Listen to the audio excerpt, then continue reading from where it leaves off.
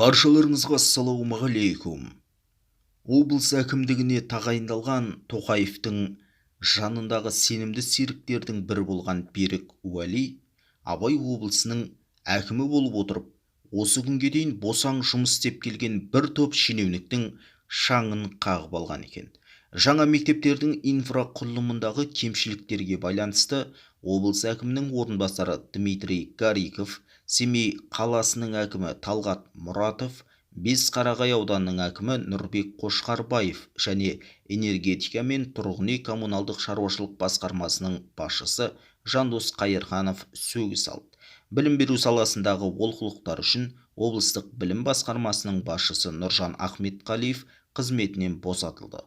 Мұғалімдерге жалақыны уақытылы төлемеу, тәрбие жұмысы мен жалпы бақылаудың әлсіздігі оның отставкасына себеп болған.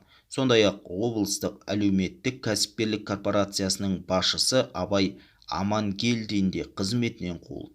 Ал ауыл шаруашылығы басқармасының басшысы Ертай Қуанбаев 9,5 миллиард теңге жеңілдетілген несиені игермегені үшін қатаң ескерту алды. Денсаулық сақтау басқармасының басшысы Талғат Молдабеков те тәртіптік жауапкершілікке тартылды. Өңірдегі ана мен нәресте өлімінің деңгейі республикалық орташа көрсеткіштен асып кеткен. Мәдениет басқармасының басшысы Айбек Саматқа да ақпаратты уақытылы ұсынбаған үшін сөгіс берілді. Берік Уәли жалған есеп берумен салғырттыққа жол бермейтінін қатаң ескертіп, президент, премьер-министр және президент аппаратының тапсырмаларын орындауды жеке бақылауына алатынын жеткізді.